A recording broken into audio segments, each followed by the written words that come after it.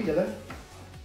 Alright, so eerstens wil ek vir al die mense sê wat my hierdie jaar ondersteun, baie dankie.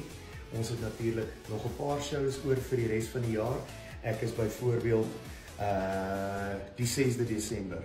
Dit is nou môre aand, is ek in Newcastle. Dan die 10de is ek in Johannesburg by die Johannesburg Lewensentrum.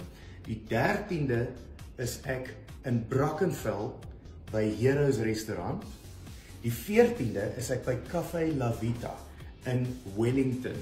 Dit gaan 'n baie nice ene wees. Ek was nog nie by daai venue gewees nie, so ek sien baie uit na hom. Dit is Café La Vita.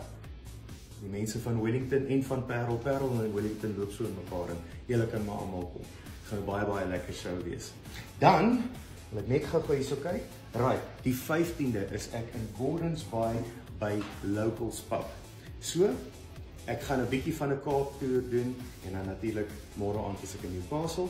As julle nog sou wou hê, ek moet in hierdie jaar nog, daar is nog 1 of 2 oop datums. As julle sou wou hê, ek moet by julle kom sing. Hierso is die details hieronder en my dagboek is ook officially oop vir 2025. So, hierso is die kontaknommers, hier is die agente waarmee julle kan werk en dan sien ek vir julle hopelik een van die dae. Cheers.